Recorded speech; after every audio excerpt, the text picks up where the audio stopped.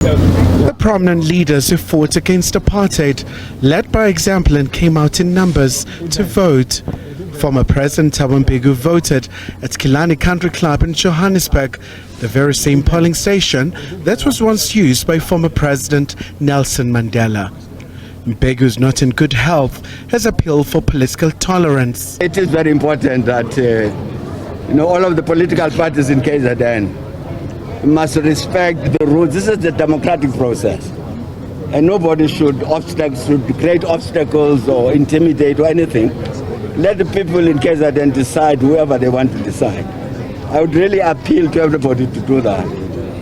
But the police also, the police service must be very, very vigilant. It must be very vigilant and not allow any lawlessness. There's nobody who's got a right to do anything illegal in order to impose a particular democratic outcome. So the police, I think, really need to play their job. But certainly the political parties. I think anybody in that province who says, I am a leader of people, a leader of people looks after people, doesn't go about beating up people, intimidating and so on. So I really do hope that that leadership will play its role. Anti-apartheid activist Sophie De Bruyn also echoed the sentiments in saying people should abide by the law. I would appeal to not only KZN but to all South Africans to respect the constitution, the electoral constitution that says that we must be peaceful, there must be fair and free elections. And they as a community or a people should abide by that. We should come to the understanding that we are adults and that we should be responsible towards the Constitution and to all the institutes that are in our country.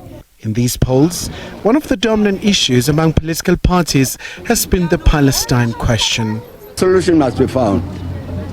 You can't have the Palestinian people displaced since that war 1947-48, who are still refugees today and have no country. So the matter about the future of the Palestinian people is not anything you can walk away from. It has to be resolved, whatever at the cost. And I'm very, very glad about the position our country has taken on this matter. I think we must persist. Meanwhile, former Deputy President Phumzile Mlambo-Ngcuka, who once served as Executive Director of the United Nations Women, says that this is such a critical moment for the country. It's always a woman's vote, by the way, because women are always in the majority of the people who vote. So what women choose is what you get.